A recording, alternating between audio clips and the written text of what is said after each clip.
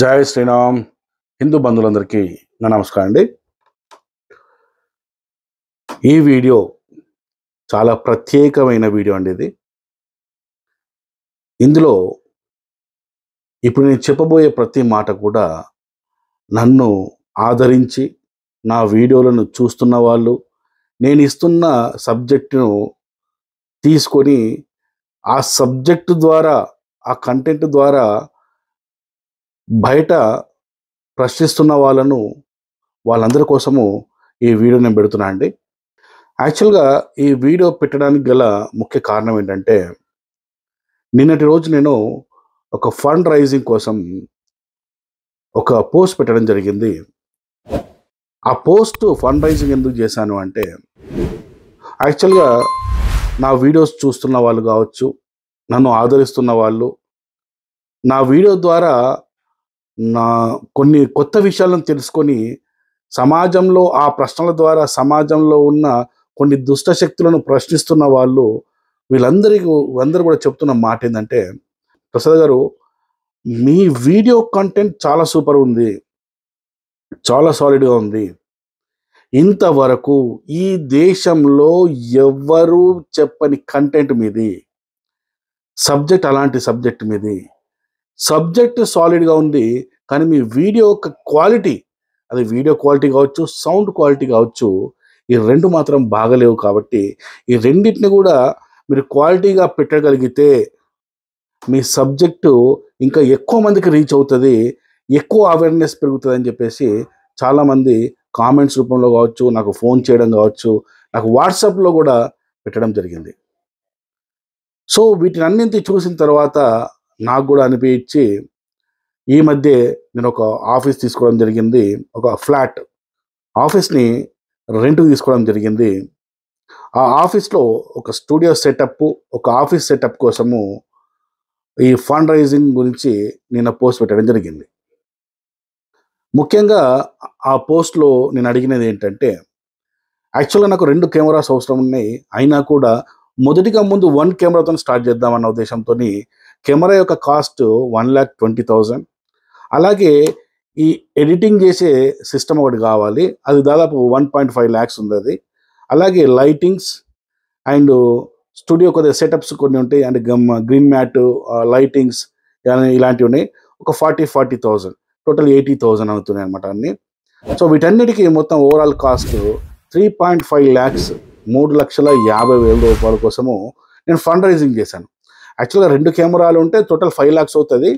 అయినా కూడా సరే ముందు 1 కెమెరాతో అయితే మొదలు పెడదామన్న ఉద్దేశంతో 3.5 lakhs, 3.5 లక్షలు ఫండ్ రైజ్ చేయడం మొదలు. ఆ పోస్ట్ పెట్టగానే ఇమ్మీడియట్గా నన్ను వ్యతిరేకించే వాళ్ళు, అంబేద్కరిస్టులు, క్రిస్టియన్ మాఫియా, ముస్లిం మాఫియా, ఎన్ని రకాల మాఫియాలు ఉన్నాయో, నా వీడియోల వల్ల ఎంతమందికి ఇబ్బందులు కలుగుతున్నాయో వాళ్ళందరూ కూడా కామెంట్స్ స్టార్ట్ అయిపోయింది కింద, నెగిటివ్ కామెంట్స్. నన్ను నమ్మి ఫండ్స్ ఇస్తున్న వాళ్ళ కోసం కూడా నేను ఈ వీడియో, అంటే నన్ను ఆదరించే వాళ్ళకు కూడా కొన్ని ప్రశ్నలు ఏమన్నా ఉంటే వాటి క్లారిటీ కోసము ఈ వీడియో నేను పెడుతున్నాను. నేను పెడుతున్న వీడియోలు ఎంత రిస్క్తో కూడుకున్న వీడియోలు అంటే, ఎవరైనా ఈ అంబేద్కరిజాన్ని, అంబేద్కర్ భావజాలాన్ని ప్రశ్నిస్తే ఎలా ఉంటుందో మీ అందరికి తెలిసిందే. అది నేను స్పెషల్గా చెప్పనవసరం లేదు. మీరు ఆల్రెడీ మీకు అంతా తెలిసిందే అది. సో అలాంటి భావజాలమైన అంబేద్కరిజాన్ని ప్రశ్నిస్తూ ఈ సమాజంలో తీసుకొస్తున్న ఈ అవేర్నెస్కి ఈ అంబేద్కరిస్టులు ఇష్టం వచ్చిన కామెంట్స్, ఫండ్ రైజింగ్ కింద వాళ్ళ కామెంట్స్ ఒకసారి చూడండి, వాళ్ళ కామెంట్స్ ఎంత దారుణంగా ఉన్నాయో. సరే, మనం వాళ్ళని అప్పుడు పట్టించుకోలేదు, ఎప్పుడు పట్టించుకోలేదు కాబట్టి వాళ్ళ గురించి పెద్ద మనం పట్టించుకోవడం అవసరం లేదు. అయితే ముఖ్యంగా ఈ అంబేద్కరిజాన్ని మనమందరం ప్రశ్నించాలి. ఇంతకాలం ప్రశ్నించలేదు కాబట్టి ఇది ఒక పర్వతంలా తయారై మన నెత్తి మీద వచ్చి కూర్చున్నది. ఈ భావజాలాన్ని కనుక ఈ అంబేద్కర్ భావజాలాన్ని కనుక మనం ఈరోజు ప్రశ్నించకపోతే భవిష్యత్తులో ఈ భావజాలము ఎంత దాకా వెళ్ళిపోయిందంటే, ఇది దేశ విచ్ఛిన్నకార శక్తులు కూడా తయారైపోయారు వీళ్ళు. ఈ అంబేద్కరిస్టులు కోర్స్ ఆ రోజు అంబేద్కరే మాకు సపరేట్ దేశం కావాలన్నాడు. ఆవు వేయడం వస్తే దూడాడడం వేస్తుంది అన్నట్టు ఈ అంబేద్కర్ భావజాలం ఉన్న ఇప్పుడు వీళ్ళు కూడా సపరేట్ ఈ దేశాన్ని ముక్కలు చేసి మాకు సపరేట్ దేశం కావాలనే డిమాండ్ చేసే స్థాయికి వెళ్ళిపోయారనమాట వీళ్ళు. వీళ్ళ నుంచి మన దేశాన్ని, మన ధర్మాన్ని కాపాడుకోవాల్సిన బాధ్యత మనందరినీ ఉంది. ముఖ్యంగా ఈ అంబేద్కరిజం అనేది లిటరేచర్ ద్వారా మనకు మీద, నిజం చెప్పాలంటే ఈ లిటరేచర్ అనే పుస్తకాల ద్వారా వీళ్ళు రకరకాల పుస్తకాల రూపంలో, లిటరేచర్ రూపంలో మన హిందూ సమాజం మీద, ఈ దేశం మీద ఒక తెలియని ఒక విద్వేషాన్ని హిందూ సమాజం మీద, ఈ దేశం మీద వీళ్ళు రెచ్చగొడుతున్నారు వీళ్ళు. అలాంటి ఈ లిటరేచర్స్ రాస్తున్న వాళ్ళల్లో ముఖ్యమైన వ్యక్తులను మనం ఒకసారి వాళ్ళ పేర్లు గుర్తు చేసుకుంటే కత్తి పద్మారావు కావచ్చు, కంచె ఐలయ్య కావచ్చు, వరవర్రావు కావచ్చు, కదిరి కృష్ణ, ఇలా చాలామంది, వందలాది మంది వాళ్ళ యొక్క లిటరేచర్ని అర్బన్ నక్సల్స్ రూపంలో మన మీద విషాన్ని చిమ్ముతూ, హిందుత్వం మీద విషాన్ని చిమ్ముతూ, ఈ దేశం మీద విషాన్ని చిమ్ముతూ, మన మీద మనకి అనుమానం కలిగే విధంగా, మన చరిత్ర మీద మనకి అనుమానం కలిగే విధంగా, మన హిందూ సమాజం మీద మనకి అనుమానం కలిగే విధంగా, మన గ్రంథాల మీద మనకి అనుమానం కలిగే విధంగా, మన దేవతల మీద మనకి అనుమానం కలిగే విధమైన సాహిత్యాన్ని, లిటరేచర్ని తయారు చేసి మన మీద ప్రయోగించారు వీళ్ళు. వీళ్ళు ఎలా తయారు చేశారంటే మనల్ని స్కూల్లో ఉన్న గురుకుల పాఠశాల దగ్గర నుంచి మొదలు పెడితే యూనివర్సిటీల వరకు, అంతేకాకుండా అక్కడి నుంచి వీధుల్లో జరిగే అంబేద్కరిస్ట్ మీటింగ్ల వరకు కూడా ప్రతి దగ్గర కూడా మన వ్యవస్థను, మన హిందూ సమాజాన్ని, మన దేశం మీద విచ్ఛిన్నకరమైన ఆలోచనను, వ్యతిరేక భావజాలాన్ని రుద్దేశారు మనకు కొన్ని సంవత్సరాలుగా. అలాంటి ఈ లిటరేచర్ని సామాన్యులైన హిందువులు కావచ్చు, అమాయక దళితులు కావచ్చు, వీళ్ళందరూ కూడా వాటిని చూసి అదేమే నిజమని భ్రమపడి వాటిని నిజమని నమ్మి వాళ్ళ విషవృక్షంలో, అంటే వాళ్ళ విషాన్ని చిందుతున్న ఈ సాహిత్యం రూపంలో వాళ్ళు చెందిన విషయాన్ని మనం నమ్మేశాం. ఆ లిటరేచర్ని మనం నమ్మేశాం. కానీ ఏ రోజు కూడా మనము ఒకటి ఆలోచించలేదని తెలుసా, వాళ్ళు రాసిన ఈ లిటరేచర్, ఈ పుస్తకాల్లో నిజం ఎంత ఉంది, వాస్తవాలు ఎంత ఉన్నాయి, వాళ్ళు రాసిన పుస్తకాలు తర్కం ఏమైనా ఉందా, వాళ్ళు రాసిన పుస్తకాల్లో చారిత్రాత్మక ఆధారాలు ఏమైనా ఉన్నాయా, ఏవి కూడా ఈరోజు మనం ప్రశ్నించలేదు. బై ఛాన్స్ ఎవడైనా దీన్ని ప్రశ్నిస్తే ఇమ్మీడియట్గా వాళ్ళని తీసుకుపోయి జైలు వేసేస్తారు. ఎలా? రాజ్యాంగం అనే భారత రాజ్యాంగంలోని కొన్ని ప్రత్యేక చట్టాలు వీళ్ళకు ఉండడం వల్ల ఆ ప్రత్యేక చట్టాల యొక్క హక్కులను ఉపయోగించుకొని నిన్ను నన్ను జైలు వేసేస్తారు. ఈ దెబ్బతో ఏమైపోతుంది? అడిగేవాడు కూడా అడగకుండా పోతాడు. మరి వీళ్ళ భావజాలం గనక ఇంకా ముదిరితే, ఇప్పటికే చాలా ముదిరింది, ఇంకా ముదిరితే రేపు జరిగేది ఏంటి? జరగబోయే నష్టం ఏంటి?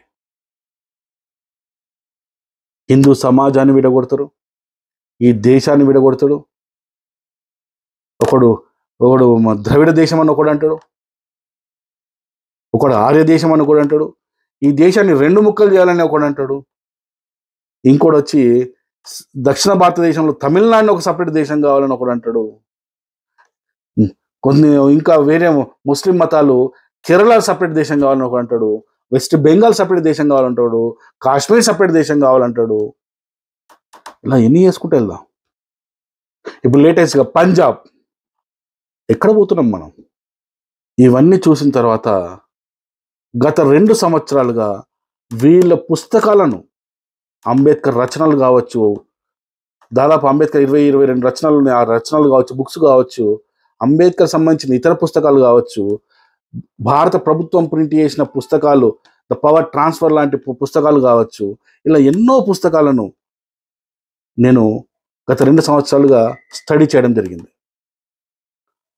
ఆ స్టడీ చేసినప్పుడు అందులో వచ్చిన నిజమైన కోణాలను నేను బయటకు తీసుకొచ్చి, వీళ్ళు ఈ అంబేద్కరిస్టులు ఏవైతే చెబుతున్న వాటిని ప్రశ్నిస్తూ నేను వీడియోలు పెడుతున్న విషయం మీ అందరికీ తెలుసు. ఎప్పుడైతే నేను ప్రశ్నిస్తున్నానో ముళ్ళును ముళ్ళుతోనే తీయాలనుకున్నా. మనకు సామెత కూడా ఉంది. అది దళిత సామాజిక వర్గమైన అంబేద్కర్ని ఒక ఏమి లేదు అక్కడ. అంబేద్కర్ దగ్గర ఏమీ లేదు. ఏమీ లేకపోయినా ఏదో ఉంది అని చెప్పేసి ఒక పెద్ద పర్వతాన్ని తీసుకొచ్చి మన నెత్తి మీద పెట్టారు. నిజానికి ఒకసారి మీ చరిత్రను ఒకసారి మీరు అబ్జర్వ్ చేస్తే 1990 వరకు కూడా ఈ దేశంలో అంబేద్కర్ పేరు ఎవరైతే 1990 వరకు కూడా, 1990 తర్వాతనే ఈ అంబేద్కరిజం అనేది స్టార్ట్ అయింది. అంతకుముందు లేదు అంబేద్కరిజం అనేది. ఎవరు పట్టించుకోవడం కాదు అంబేద్కర్ని. ఆ తర్వాతే స్టార్ట్ అయింది. గత 2 సంవత్సరాలుగా మేము కుటుంబానికి కూడా దాదాపు కుటుంబాలను కూడా దూరం పెట్టి, కుటుంబాలకు దూరం ఉండి, పిల్లలకు దూరం ఉండి, ఎన్నో బుక్స్ చదివి, ఎంతో సబ్జెక్ట్ తీసుకొచ్చి, ఎంతో మందితో చర్చించి, ఎంతో సబ్జెక్ట్ మనతో బయటకు తీసుకొచ్చి అసలు నిజాలను మేము బయటకు తీసుకొస్తున్నాం. ఈరోజు నేను ఒక దళితునైనా నేనైతే కరెక్ట్ ఉంటుంది, నా మీద వీళ్ళు ఏమి చేయలేరు, ఎందుకంటే కొద్దిగా మొండని కూడా కాబట్టి నన్ను ఏమి చేయలేరు అని చెప్పి నేను వీళ్ళు తీసుకొస్తున్నా కూడా అప్పటికీ నా మీద 2 కేసులు ఉన్నాయి వీళ్ళు పెట్టడం జరిగింది. వీళ్ళు అందులో ఒక కేసులో నేను జైలు కూడా పోయొచ్చాను, అది మీ అందరికి తెలిసిందే. ఇంకో కేసు పంజగుట్ట పోలీస్ స్టేషన్ ఉంది, అది మీ అందరికి కూడా తెలిసిందే. చూడండి, అంబేద్కరిజాన్ని ప్రశ్నించాలని చెప్పేసి ప్రయత్నం చేస్తే ఎంత దారుణాలు ఉంటాయి చూడండి. ఈ అంబేద్కరిజాన్ని, ఈ అర్బన్ నక్సల్స్ భావజాలం కలిగిన ఈ అంబేద్కరిజాన్ని, హిందూ వ్యతిరేక అంబేద్కరిజాన్ని, దేశ వ్యతిరేక అంబేద్కరిజాన్ని, ఆ రోజు అంబేద్కరే ఈ దేశానికి స్వాతంత్రం వద్దు, ఈ దేశానికి స్వాతంత్రం వస్తే నేను ఒక డిజాస్టర్గా భావిస్తా అన్న వ్యక్తి ఫాలోవర్స్ ఈ దేశానికి విచ్ఛిన్న శక్తులుగానే తయారవుతారు కదా, అలా ఆశ్చర్యం ఏముంది. వీళ్ళందరి విషయాలను ఇంకా మీకు చరిత్రలో ఎన్నో దాచిపెట్టిన విషయాలన్నింటినీ కూడా నేను మీకు వీడియో రూపంలో తీసుకొస్తున్నాను.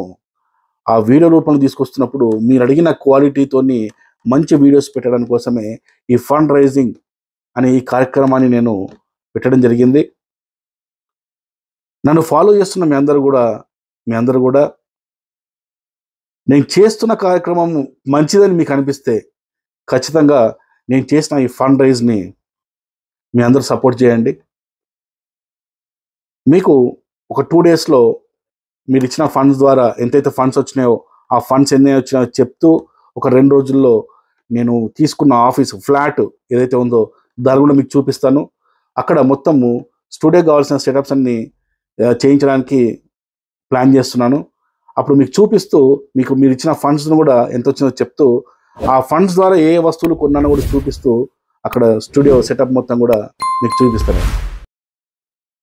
పిచ్చి పిచ్చి కామెంట్లు పెడుతున్న అంబేద్కరిస్టులకు, క్రిస్టియన్ మాఫియాకు, అంబేద్కరిస్ట్ మాఫియాకు, వాళ్ళందరికీ కూడా బుద్ధి వచ్చే విధంగా ఏదైతే ఫండ్స్ కోసం నేను మీకు అడుగుతున్నానో ఈ ఫండ్స్ రూపంలో మీ అందరూ ముందుకొచ్చి సహకరిస్తారని ఆశిస్తూ థ్యాంక్ యూ. జై శ్రీరామ్.